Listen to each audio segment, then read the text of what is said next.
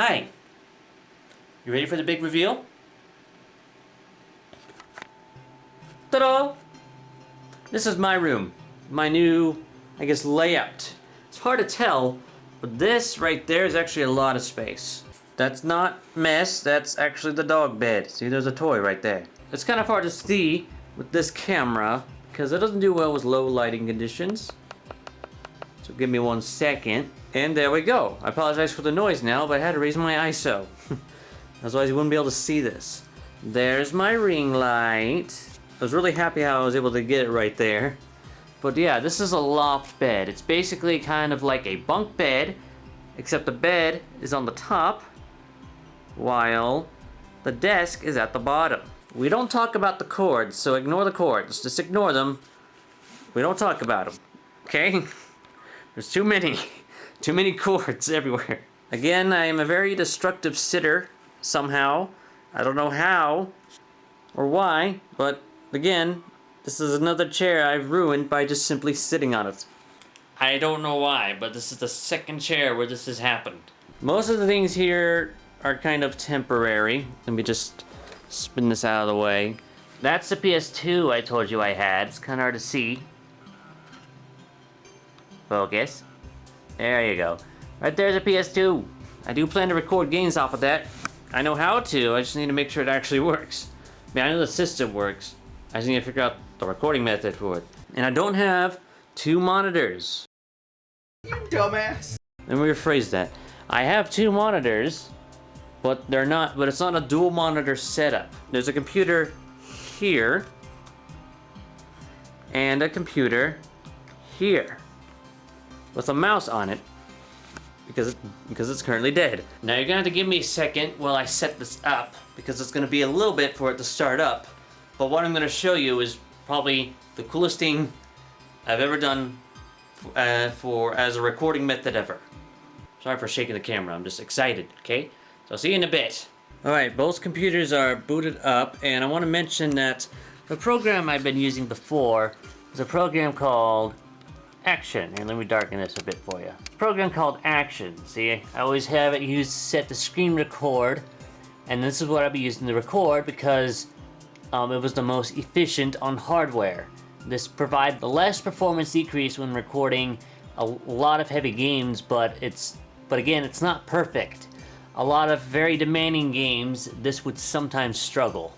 My second computer has OBS Studio open, but there's a black screen. And the reason why, because OBS Studio isn't open on this computer yet. Watch this magic, if it will work. Look at that. As soon as this OBS started up, you start seeing my main display displayed on this computer now. I can record my computer wirelessly. There's no capture card.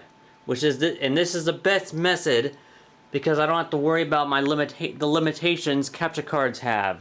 This is a 2560 by 1440 resolution monitor at 165 refresh rate. When I use a capture card, I can't use that because for some reason capture cards don't support that, and I don't know why. But this allows me to use that and have no performance drop when I record, because this computer down here is doing all the recording work over here, and this OBS is basically streaming to this OBS, and I'm recording that stream. And I'm supposed you're worried about the quality. I haven't noticed a quality loss, except maybe slightly, but it's, you won't notice it once it's uploaded to YouTube. But just to prove that this is streaming, here's my cursor, and here's that monitor. Should be able to see it move. See? There is a bit of delay, but you won't have to worry about that when I actually use it. I am super excited to actually put this to good use because this will eliminate a lot of the recording problems I have experienced over the years. I mean, not all of it will go away. There's probably still going to be some lag because even though it's not doing anything, it still has some Let me focus that. It's focus. It still has some CPU usage, but not much compared to actually recording it. This is using a little bit more because the hardware in this computer is actually weaker.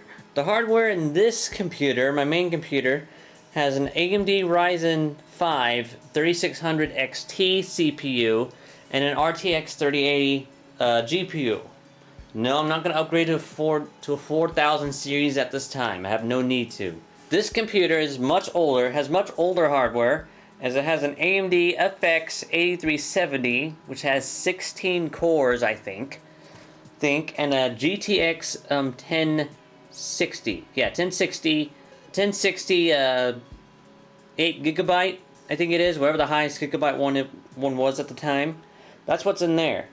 Now that's not strong enough for gaming in this day and age, but it is strong enough to actually record a 2560 by 1440 at 60 frames per second, believe it or not, because that's what this OBS is set to, as well as this. This is streaming 2560 by 1440. This is recording it, so there's no quality loss from what I've been doing before, which is super nice. So as you can tell, I am really excited to be able to use this. I will show you some test records I did, but let me explain more about what this is. This is something OBS Studio can't do by itself. I'm using a plugin called Teleport. So Teleport is basically a more open source alternative to NDI. I've tried NDI's plugin for OBS. I did not like it. It didn't look good. It made the distance look very pixelated. Teleport does not do this, thankfully. So that's why I'm sticking with it.